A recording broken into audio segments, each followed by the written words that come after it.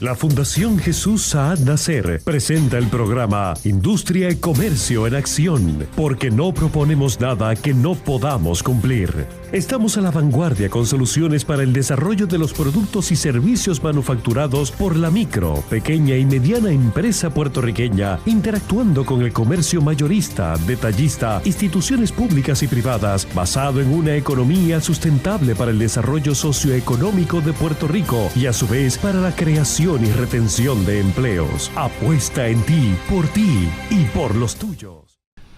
Industria y Comercio en Acción, la voz de la Fundación Jesús Saad Nasser, dentro del marco de la solemnidad del luto que guarda Puerto Rico, decretado oficialmente 30 días por el señor gobernador, don Ricardo Rosselló Nevares, en memoria y reconocimiento a la insigne obra del ilustre ponceño, don Rafael D. Hernández Colón, fallecido a los 82 años, luego de un padecimiento de los últimos meses. Durante el viernes y especialmente el viernes, los actos propios de su investidura en el Senado de Puerto Rico, en la sede de su partido, una misa de cuerpo presente en la Catedral Primada de Puerto Rico y luego a la Biblioteca Rafael Hernández Colón en Ponce. El sector empresarial, industrial de manera particular, recuerda los aportes de las 3 administraciones de Rafael Hernández Colón, el pueblo en general, los estudiantes de leyes, lo de antes y los de ahora, ya que el libro, el texto oficial de la enseñanza del derecho procesal de Puerto Rico lo escribió don Rafael Hernández Colón, escritor, jurisconsulto, abogado y sobre todo un gran puertorriqueño. Así que sé que nuestro presidente, don Jesús Saad Nasser, con quien tuvo Rafael en esos cuatrienios una relación de ayuda al sector empresarial del país, y el panel en general podrá hacer sus propios comentarios de la pérdida que tiene Puerto Rico en la ilustre figura de don Rafael D. Hernández Colón, mi amigo personal, de quien tengo unas anécdotas increíbles. Lo cubrí desde el Senado hasta su última gran gestión, que fue llevarlo por este servidor a dar una conferencia con ex gobernantes de América Latina en la República Dominicana.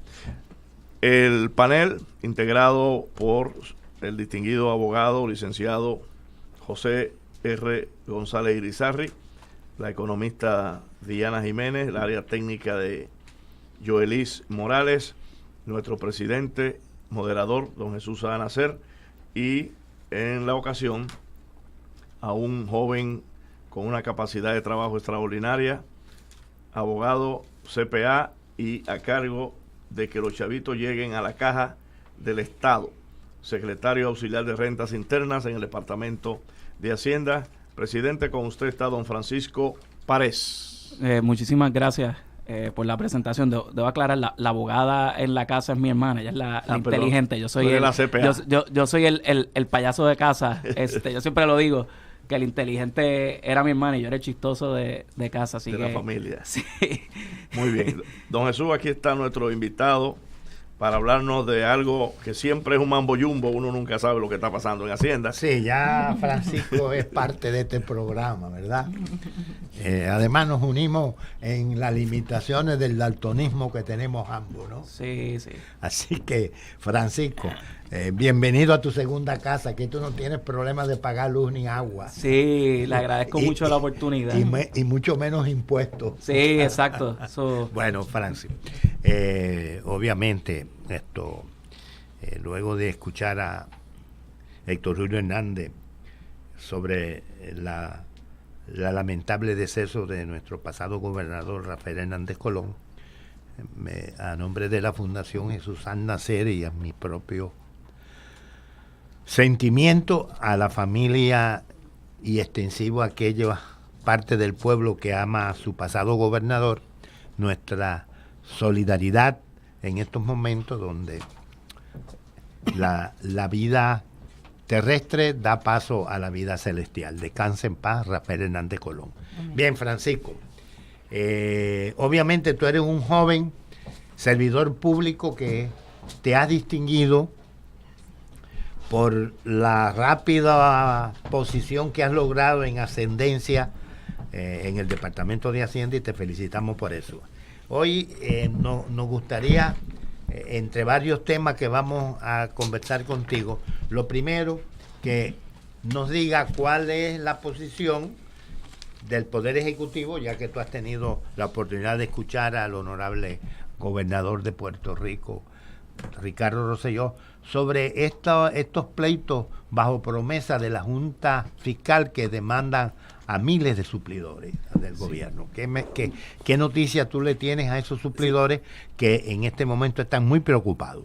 Sí, antes de contestar esa pregunta, quiero dedicarle dos minutos a la figura del gobernador Rafael Hernández Colón, y también para que las personas vean cómo uno como joven ve las cosas y figuras que uno utiliza uno como referencia para poder llevar a cabo funciones. En mi casa siempre se me habló de este gobernador que fue secretario de Justicia, yo creo como a los 31, 32 años. A los 31 años, sí.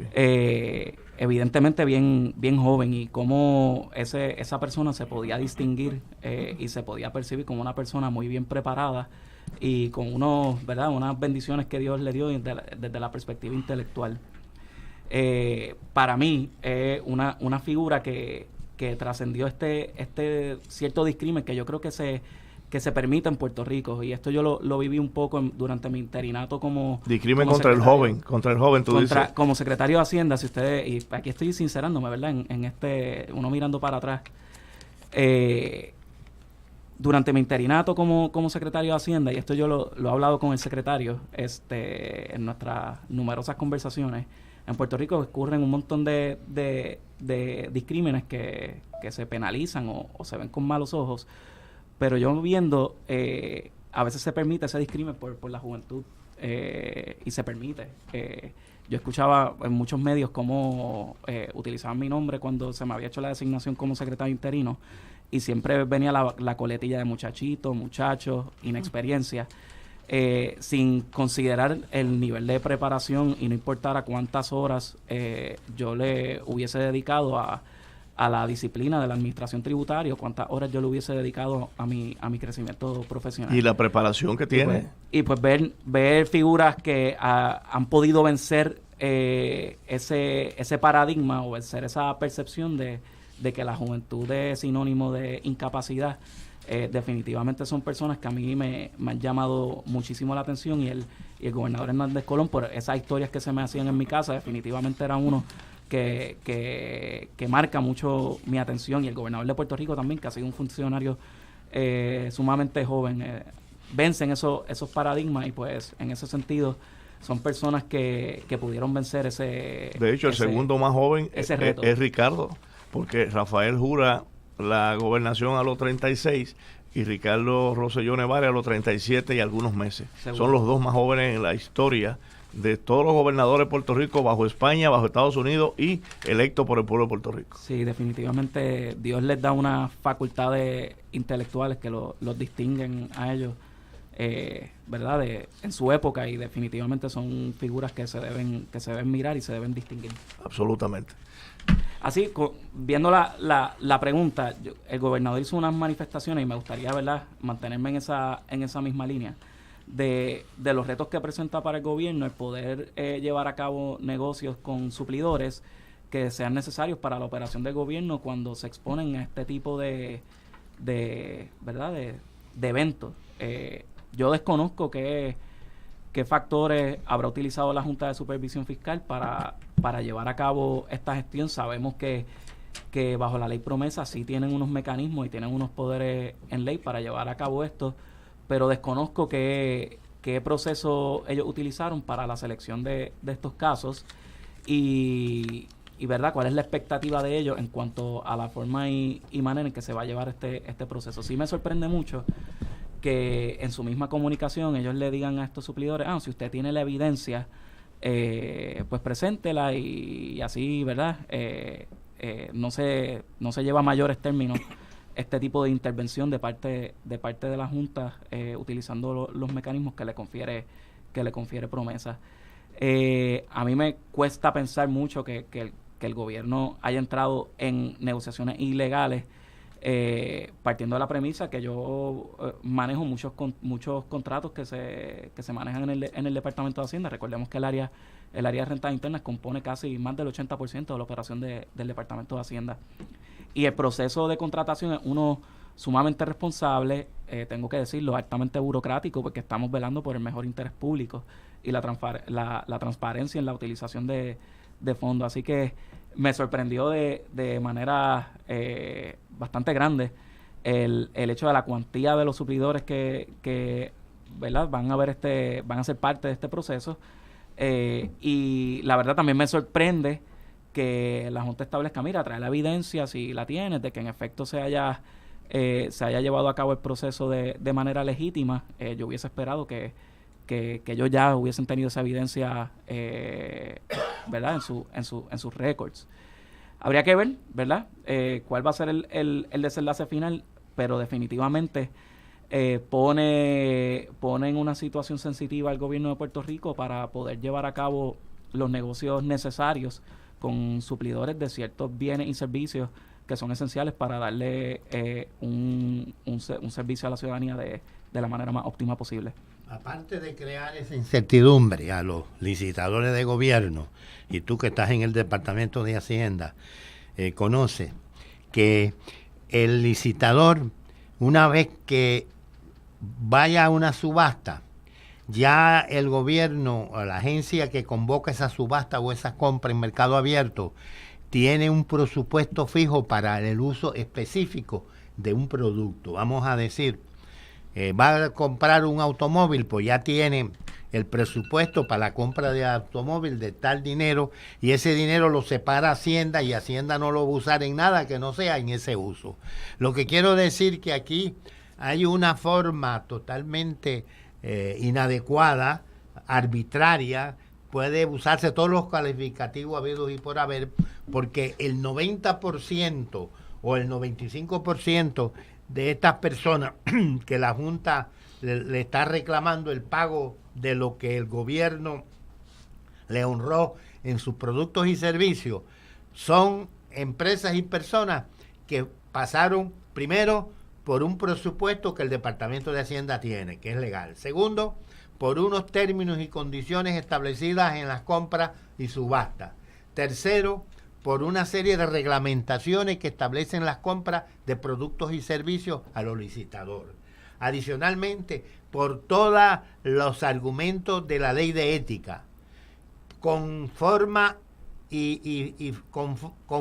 también que todas las agencias del gobierno, incluyendo la Contraloría, establecen una fiscalización a esas compras. Entonces, ¿cómo es posible que la Junta de Control Fiscal pueda estigmatizar a esos suplidores que le están prestando un servicio al gobierno bajo todos los parámetros de términos, condiciones y especificaciones que honra un proceso cristalino? ¿Qué usted opina sobre ese particular, licenciado Irizarry? Usted que puede completar la disertación que yo he hecho. Pues mire, don Jesús, aquí se combinan temas legales, abstractos, conceptos que vienen de hace muchos años, desde del Código de Quiebra Federal, que es el que nos aplica. Ciertamente usted ha expresado correctamente las cuestiones prácticas, las preguntas obvias que se hacen, pero hay que verlo en el contexto completo. Por ejemplo, una de las disposiciones del Código de Quiebra que permite esta clase de acción para anular pagos que se han hecho es si ese pago se hizo en los 90 días antes de la quiebra. Porque según la ley, fíjese, según la ley del Código Federal, se determina que en ese término está insolvente el deudor, que en este caso es el gobierno de Puerto Rico. Claro, hay múltiples defensas, entre ellas todas las que usted ha dicho, y hay muchas otras. Por ejemplo, que en el curso ordinario de los negocios ese era el término que normalmente se usaba para proveer y ser pagado. Y así, para no extenderme mucho, pues hay muchas otras defensas. Francisco Pared, como secretario auxiliar de Rentas Internas, ¿es correcto o no es correcto que ante que una agencia de gobierno vaya a realizar una compra, se hace en mercado abierto a través de subasta, ya tienen los fondos asignados en el Departamento de Hacienda y que esos fondos no eran transferibles a ninguna otra operación? ¿Puedes repetir la pregunta? Pues sí. Nosotros los que llevamos años licitando al gobierno, cada vez que las cuentas de gobierno, que es un secreto a voces que demoran en pagarse, vamos al Departamento de Hacienda. El Departamento de Hacienda nos ilustra y nos enseña, y con evidencia, de que toda cantidad que el gobierno ha usado en una determinada compra tiene un número de asignación, y que el Departamento de Hacienda no puede usar ese dinero para cualquier otro pago, y que la demora en los pagos del gobierno no está en el Departamento de Hacienda, sino en la tramitación burocrática de la documentación. Sí, y eso es algo, es un fenómeno que esta administración ha estado trabajando diligentemente, una transformación en cuanto a nuestros sistemas financieros que persigue que el secretario de Hacienda tenga una mayor visibilidad de lo que ocurre fuera del Departamento de Hacienda y ocurre en las otras agencias. Nosotros en el Departamento de Hacienda, sin temor a equivocarme, oprimimos el botón de pago, yo creo que 7 días luego de que esa factura entra a nuestro sistema.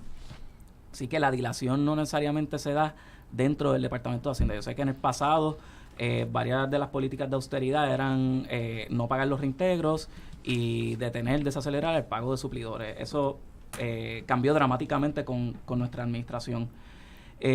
Ahora el reto es cómo podemos asegurarnos que esa factura comercial y todo ese trámite que se tiene que dar se dé lo más rápido posible y que el secretario de Hacienda pueda anticipar de una manera más efectiva todas esas transacciones que se están llevando a cabo en las agencias que requieren el desembolso de fondos públicos. Y hay un proceso de digitalización de los sistemas de contabilidad que persigue precisamente eso. Ya se dio un primer paso a nivel de la Secretaría Auxiliar de Contabilidad Central, y aquí, ¿verdad? No es el área que yo dirijo. Sí tuve la oportunidad en varios interinatos de ayudar en la misma como parte de la dirección. Sí puedo decir que ya se han generado unos portales, un portal electrónico donde los suplidores pueden subir las facturas comercial y toda esa documentación que se necesita para efectuar el pago. Y esto pone el secretario de Hacienda en sobreaviso de que en efecto están esas facturas comerciales de servicios que presuntamente se dieron en la agencia, y solo faltaría esa validación de la agencia, pero el secretario está en mucha mejor posición de poder anticipar cuánto tiempo toma ese proceso burocrático dentro de la agencia para nosotros poder cortar el cheque.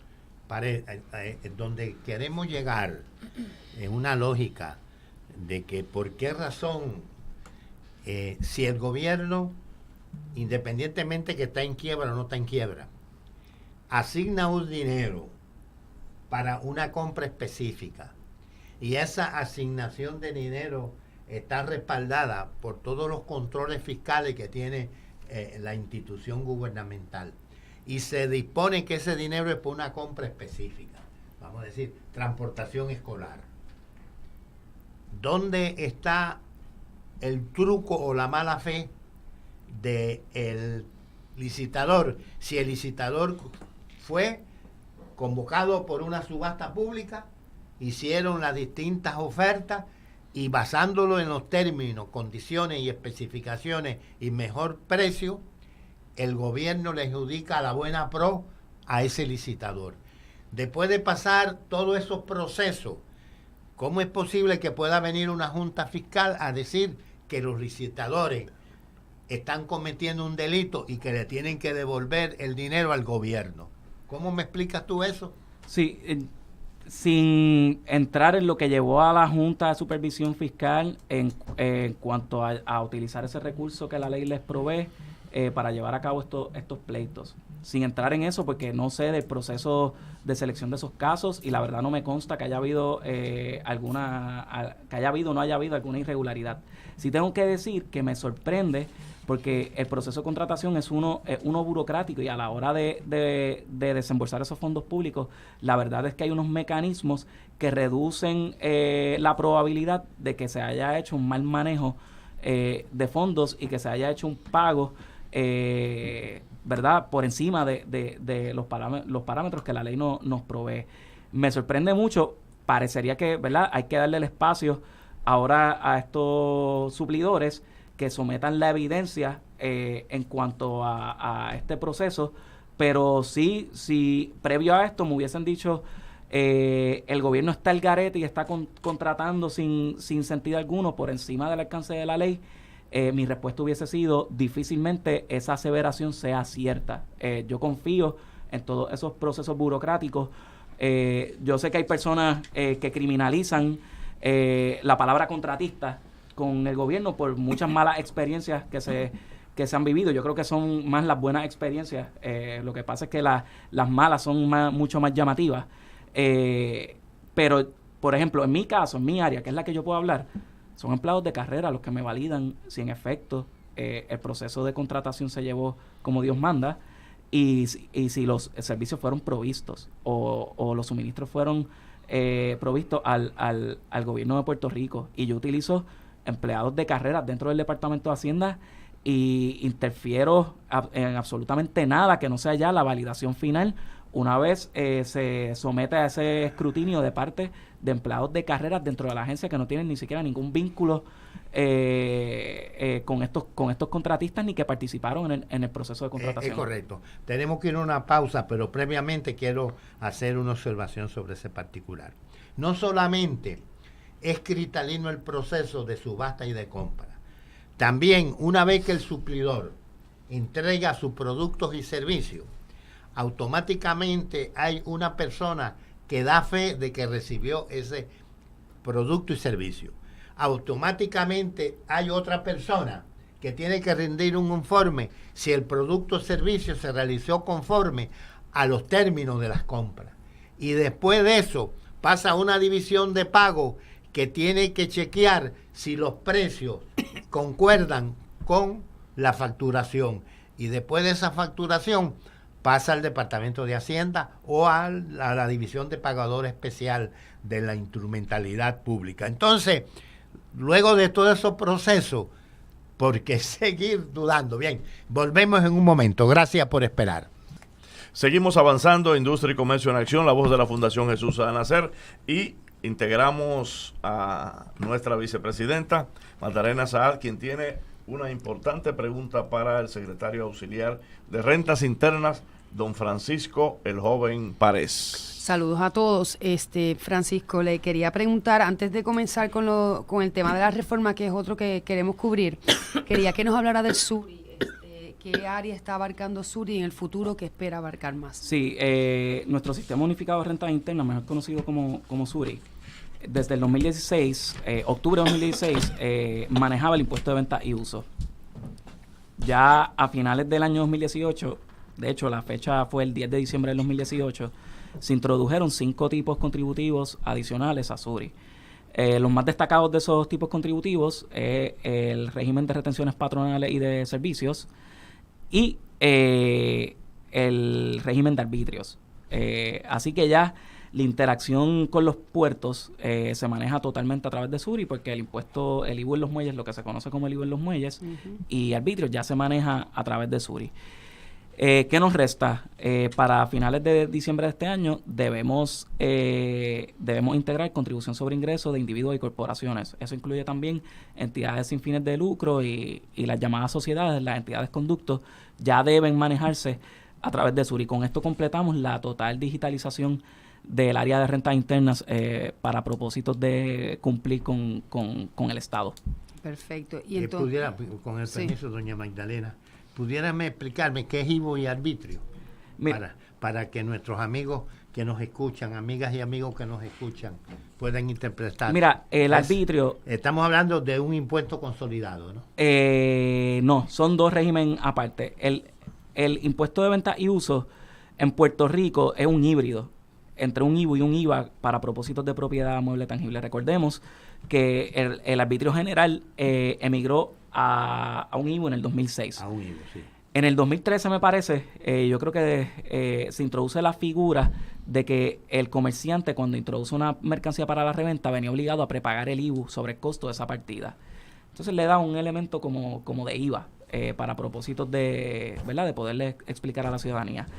Ese prepago que se da para esa mercancía que eventualmente se va a vender, se le conoce como el IVU en los muelles, porque anteriormente, si un revendedor introducía mercancía, la introducía exenta en el muelle, no venía obligado a pagar el IVU. Ahora él paga el IVU sobre el costo y coge eso como un crédito una vez reporta las ventas en la planilla de IVU el siguiente mes, y pagaría entonces al Estado ese día el remanente entre el IVU en la venta menos lo que había pagado en el costo. Está muy claro. Si me permiten, Magdalena, una sola pregunta igualmente a Diana y a Cheu. ¿Por qué razón, si es más práctico cobrar el arbitrio a la entrada, por qué razón se crea el IVU? Porque el IVU expande tu base contributiva en cuanto a partidas tributables. El arbitrio, por regla general, solo te va a aplicar sobre propiedad mueble tangible. El IVU expande un poco más y servicios, por ejemplo, el servicio de un barbero, por darte un ejemplo. Ese servicio ahora es tributable. Anteriormente no era tributable con el arbitrio. Y así, al aumentar la base y ¿verdad?, poder reducir la tasa, pues puedes recaudar muchísimo más que lo que se recaudaría con un arbitrio. Si dejamos excluido la materia prima que utilizan las manufacturas y los alimentos de un arbitrio, yo estimo que el arbitrio, para poder recaudar todo lo que recauda el IVU, debería ascender casi un 34%. Eso declaró aquí el secretario de Hacienda cuando lo entrevistamos. Un 33 y algo. Estamos sincronizados él y yo. Sí, están sincronizados. Y yo pregunto, la industria del cannabis, ¿qué % de IVU paga? Paga el mismo 11.5. ¿Y cómo se ha visto ese aumento en las arcas del gobierno? Mira, todavía es una industria que está en pañales. Se estimó que el secretario dio un número, que esa industria pudiese ayudar a generar sobre $100 millones en recaudos, pero no es tan solo del IVU, sino de los empleos que genera y esa actividad económica. Cuando uno asume los empleos, la contribución sobre ingresos que se pagan de los empleos y la actividad per se, el IVU, y los arbitrios que se pagan sobre ciertas partidas que se utilizan para consumir este producto, porque hoy, por ejemplo, un vaporizador paga arbitrios. Pues cuando uno suma todo eso, pudiese llegar a nivel óptimo como unos $100 millones. Estamos lejos pero por otro lado, es una industria que recién se introdujo y todavía está por verse, ¿verdad?, que la gente tenga confianza en cuanto al parámetro y consumo de esas partidas, y una vez más personas van entrando y consumiendo ese producto bajo los parámetros de la ley, pues los recaudos deben ir avanzando. Ya veo. Licenciado González Irizarry. Señor Párez, en cuanto al área de recaudación de fondos, ¿cómo se está manifestando el cobro del IVU de artículos que compran ciudadanos en Estados Unidos y que llegan por correo? Voy a empezar por la proyección original que se había establecido de potenciar recaudos por ventas por Internet, que yo creo que se esboza del primer plan fiscal que se hizo en marzo de 2017. Se estimaba que se podía aumentar en recaudos unos $44 millones. Esto es un número un poco impreciso porque parte de la premisa de todas las compras por Internet, pero ya de por sí hay muchas compras por Internet que estaban sujetas al IVU. Por ejemplo, un comerciante que tiene presencia física en un centro comercial en Puerto Rico, a pesar de que hiciera una venta por Internet, venía obligado a cobrar el IVU en esa partida. Distinto a un comerciante que no tenga presencia física en Puerto Rico, que no venía obligado a cobrarlo. Así que el estimado, tengo que decir que ya hacen muchas presunciones que no necesariamente son correctas, pero era, ¿verdad?, lo mejor que se podía hacer. Sí tengo que decir que desde la Ley 25 del 2017, el Departamento de Hacienda suscribió unos acuerdos con varias entidades para que estas entidades, a pesar de no haber cumplido con requisito de presencia física, que era esencial en aquel contexto histórico para convertirse en agentes retenedores, pues ellos de manera voluntaria lo hicieron. Hay un caso en particular que se anunció, que es el caso de Amazon. Las ventas que hace Amazon ahora están sujetas al IVU, y Amazon, en virtud de este acuerdo que llegó con el Departamento de Hacienda, cobra el impuesto y lo remite al Departamento de Hacienda. Sobre 40 acuerdos que ha llegado el Departamento de Hacienda con estas entidades, ya se ha logrado garantizar $15 millones al año. Así que estamos como una tercera parte de ese estimado original que se había hecho. Por mucho, somos la administración que más pasos ha tomado para garantizar esto. Y también se alinearon los planetas porque hubo una decisión del Tribunal Supremo Federal, el caso bastante conocido como el caso de Wayfair, donde ya no requiere la presencia física.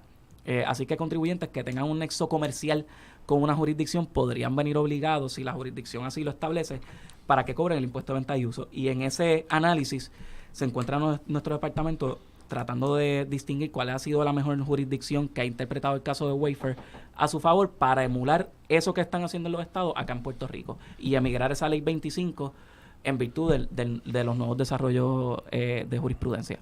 Nuestra economista Diana Jiménez. Sí, la reforma. Podríamos discutir un poco la reforma contributiva. Sí, tenemos poco tiempo, tienes 3 minutos. Sé que es un tema de 3 horas. De una vida. Volverás, pero brevemente. Seguro. Vamos. ¿Qué beneficia al pequeño y mediano empresario la reforma? La reforma contributiva reduce la tasa contributiva corporativa del 39 al 37.5%, elimina el B2B con comerciantes que vendan $200,000 o menos en servicios. Ellos no vienen obligados a cobrarle el B2B. Reduce en 5%, es como un 5% de descuento a los individuos. Y elimina la sobretasa de 4.5% del IVU en los alimentos preparados a partir del 1 de octubre. Se supone que fuera fiscalmente neutral esta pieza legislativa. ¿Cómo se subsidia esto? Mediante equidad contributiva, actualizando nuestro Código de Rentas Internas a las mejores prácticas de administración tributaria a nivel mundial, que muchas se van a administrar a través del Sistema Unificado de Rentas Internas que anteriormente discutimos. Así que es una actualización de nuestro código amparado bajo esa nueva tecnología que el Departamento de Hacienda ha adquirido. Tenemos un minuto para que te despidas de nuestras amigas y amigos y le dé las buenas noticias que tú quieres darle del Departamento de Hacienda. Que estamos sobre 300 millones por encima de la proyección de recaudos. Al mes de marzo, el mes de abril fue un mes sumamente sólido. Y yo quiero utilizar este espacio para agradecerle a nuestros empleados de carrera del Departamento de Hacienda. Muchos de ellos que viven en estándares de pobreza por estas políticas de austeridad. Personas que han dado el todo por la agencia con un sentido de vocación. Recordemos cuando hubo la renuncia de la Secretaría de Hacienda que mucho se cuestionó la capacidad del Departamento de Hacienda de llevar un ciclo contributivo en paz y armonía y dándole los servicios a la ciudadanía. Yo creo que esas preocupaciones venían viciadas por el desconocimiento de la capacidad de nuestros empleados. No tan solo tuvimos un ciclo contributivo histórico, sino que los recaudos también señalan eso. Y no me cabe la menor duda que a final del 30 de junio vamos a estar más cerca de los $11,000 millones que de la proyección que había dado un ente aparte, porque recordemos que ahora las proyecciones de ingresos provienen de la Junta. La Junta estimó que íbamos a recaudar 10.200 millones.